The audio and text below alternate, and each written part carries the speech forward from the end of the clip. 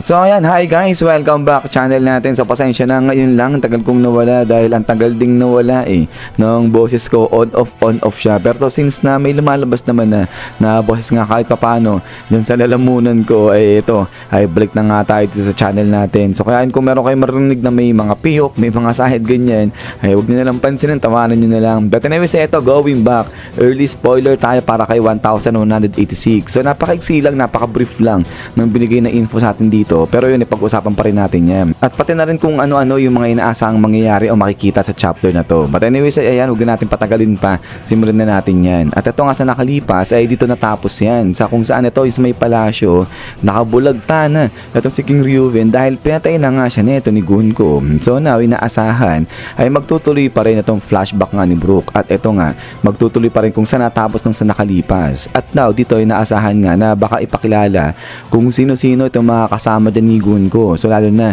itong lalaki dito, itong naninigarilyo. So yung iba sinasabi dyan na baka naman itong mama na to, baka ito si Shiryu. So kasi parang kamukha, kahawig daw ni Shiryu itong mama na to. So yung iba naman sinasabi na baka ano yan, yung kalahi lang. O parang kunyari grandfather ganyan ni Shiryu kasi nga ang tagal ng panahon na nangyari na to, ito si Shiryu kita dito na parang di pa naman ganun katanda ito si Shiryu nga dyan. So kaya yan, so far, ito yung suspecha kung sino itong mamang naninigarilyo dyan. Pero yung kung meron kayo ibang character na naisip kung sino ba itong mama na nga, siguro pa i-comment na lang dyan sa baba. At ito naman sa kabilang banda, itong malaking ibon dito na parang itim na apoy, ay ayun sinasabi na baka si Mars nga yan. But anyways, ay dahil nga rito ay inaasahan nga na magtutuloy nga yung sa pakikipaglaban nito ni Brook dito sa dalawa at pati na rin dun kay Gunko. So ang tanong ng marami dito, paano kaya yung gagawin pakikipaglaban dito ni Brook dito laban sa parang halimaw na nga na to at saka sa mama na nga na to. So dito makikita natin na parang overwhelmed daw yung talagang datingan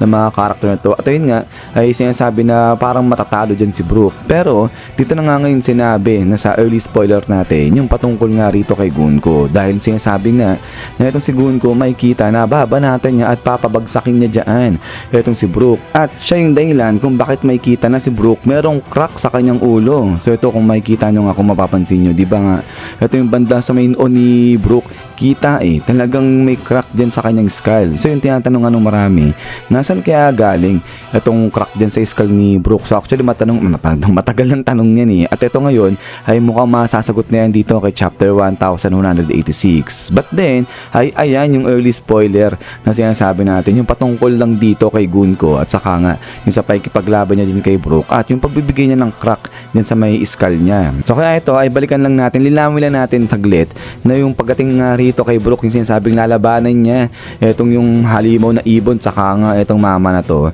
ay kasama yan doon sa what to expect o sa inaasahang makikita kay chapter 1186. So hindi siya kasama dun sa early spoiler natin. Pero yung maliban pa rito kasi nga ang iksi lang nung early spoiler natin ay nga sinasabi na matatapos na yung flashback na ni Brook sa hangan ni Gunko, inaasahan na baka bumalik na dito yan. Yung sa pakikipaglaban ulit ni Prince Loki at saka nga nito ni Imo Sama. Kasi diba, bago pumasok sa flashback ni Brook, ay eto nga, nasa kalagitnaan ng laban.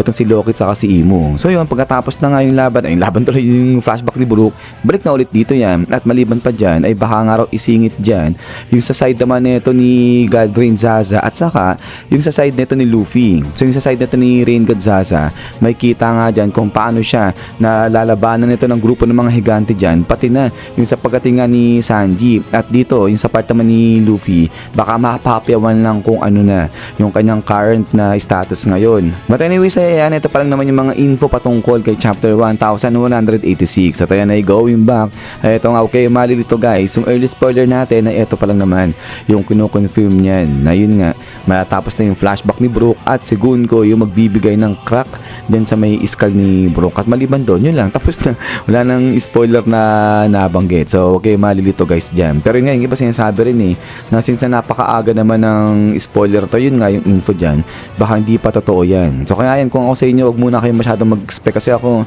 di rin ako masyadong nag-expect dyan So binibigay ko lang sa inyo yung mga updates o info patungkol nga sa chapter na to. But anyways, pagkatapos nga niyan, isyan guys, hanggang dito lang itong video natin. So pasensya na, medyo hindi ako ganun ka okay pa magsalita ngayon, nahihirapan pa ako magbugay ng mga hangin-hangin para kasi may mga sasabit pa eh. But anyways, ayun, kapag okay na ako, ay babawi nga ako sa inyo guys. At ayan ay ulit, maraming salamat sa walang samang pagsuporta sa channel natin. So lagi mag-ingat, God bless niyo lahat at kita-kits tayo ulit.